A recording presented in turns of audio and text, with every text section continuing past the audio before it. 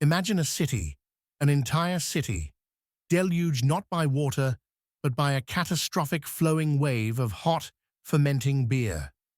It sounds like something from a twisted fairy tale, a bizarre nightmare conjured from a brewer's excessive dreams.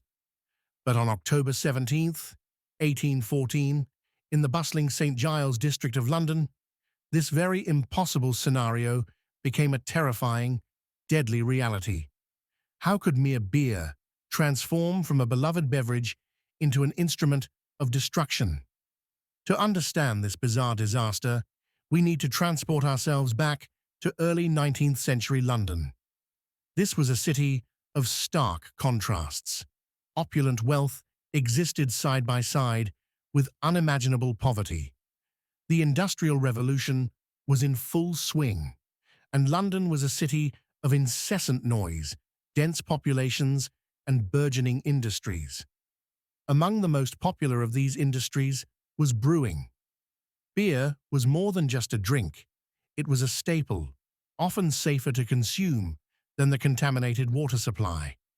Entire districts buzzed with the activity of breweries, none more prominent perhaps than the Horseshoe Brewery, owned by the esteemed Mew and Company. The Horseshoe Brewery was a colossus, known for its massive vats of porter, a dark, popular beer of the era. Their largest vat, a true wonder of engineering for its time, stood an astonishing 22 feet tall and was held together by enormous iron hoops. This gargantuan vessel was capable of holding over 3,500 barrels of beer. That's more than 1 million gallons. For context, an Olympic-sized swimming pool holds roughly 60,000 gallons. Imagine that amount of liquid, not in a pool, but concentrated in a single, incredibly tall wooden barrel. This vat, along with others only slightly smaller, dominated the brewery's landscape, a silent testament to the scale of their operation. But these monumental structures, symbols of industrial might, also harbored an immense, unrecognized danger, quietly waiting. What hidden stress, what tiny flaw could possibly bring down such a colossus? It was a Monday afternoon, a typical working day. The brewery was abuzz with activity, but outside its walls, life continued as normal in the crowded St. Giles Rookery, one of London's notorious slum areas. Families lived in cellars and cramped tenements, their lives a constant struggle for survival. Children played in the narrow, unpaved alleyways that snaked around the brewery's imposing walls. Inside the brewery, at around 4:30, a routine inspection was underway. A worker noticed that one of the enormous iron hoops around the massive porter vat had come loose. This wasn't entirely uncommon. The sheer pressure of 1 million gallons of liquid, combined with the fermentation process, meant the vats constantly groaned and stretched. The common practice was simply to replace the hoop, a task that would wait until the next day. But that hoop wasn't just loose, it was a warning, and neglecting it, even for a few hours, would prove to be a catastrophic mistake. At precisely 5:30 p.m., the unthinkable happened. With a sound described as a colossal explosion, more akin to an earthquake than anything else, the massive 22-foot vat ruptured.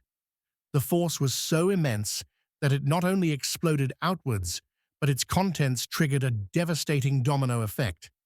The initial surge of porter slammed into other vats, lesser in size, but still holding thousands of gallons of their own. One after another, they burst, adding to the growing torrent. In mere seconds, a tidal wave of hot, dark, fermenting beer, estimated at 1.5 million liters, or roughly 400,000 gallons of porter, erupted from the brewery. This wasn't some slow leak. This was a violent, destructive flood. Imagine the sensory overload, the powerful roar, the gushing sound of an unstoppable river, and then the overwhelming, cloying smell of porter, filling every breath. The street outside was transformed into a churning, frothing canal, the liquid rising to over 15 feet in some places, a dark, viscous monster unleashed with horrifying speed. The street, Great Coram Street, was hit first and hardest. Homes, already precarious and poorly constructed, stood no chance. The force of the wave was enough to collapse walls, shatter windows, and rip apart foundations. Cellar dwellings, where many impoverished families lived, became instant death traps. People who were simply going about their daily lives, a mother and her child, a laborer returning home, a group gathered for a wake, were swept away, crushed by debris, or drowned in the thick, alcoholic current. Eyewitness accounts are chilling. Survivors described bodies floating amid splintered wood, bricks, and furniture. A mother, Mary Banham, and her 4-year-old son, Thomas, were among the first victims, engulfed as their cellar home disintegrated around them. A wake was being held in a cellar for a 2-year-old boy, and 8 mourners were drowned when the beer burst through the walls, transforming a somber gathering into a horrifying mass tragedy.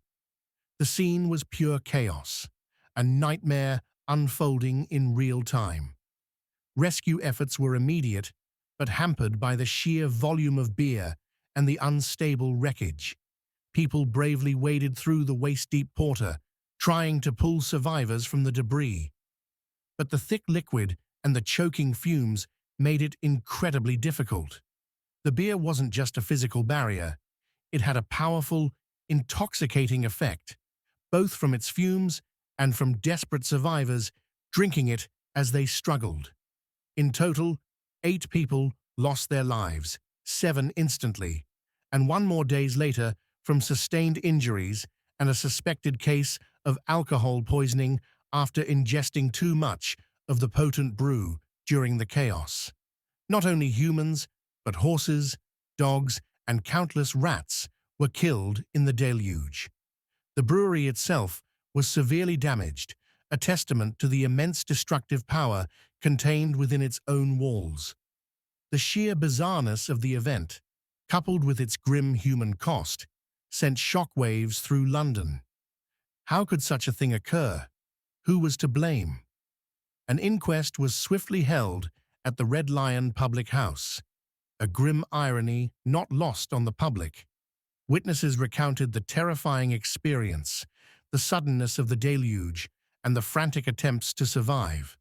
The jury, after hearing the evidence, ultimately ruled the incident an act of God. The brewery, Mew & Company, though devastated by the financial loss of their product and the extensive damage to their premises, was absolved of responsibility. They were, however, faced with a substantial excise duty bill on the lost beer, a bill that Parliament eventually waived due to the extraordinary circumstances.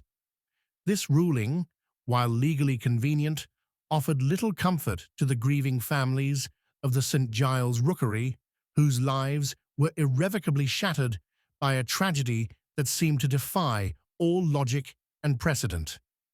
The Great London Beer Flood remains one of the most bizarre and darkly fascinating disasters in history. It serves as a stark reminder of the often unforeseen consequences of industrialization and the fragility of life in an era less regulated than our own. To this day, the story of a city drowned in beer feels like an urban legend, yet it was a terrifyingly real event, a deadly testament to a fragile world. While the physical scars of the flood have long since vanished, replaced by modern cityscapes, the memory of that day, that impossible wave of porter, endures as a chilling footnote in London's rich and often strange history. If you want more stories of everyday objects turning into instruments of disaster, check out our next video on the Boston Molasses Flood of 1919, another sticky, sweet, and ultimately deadly surprise.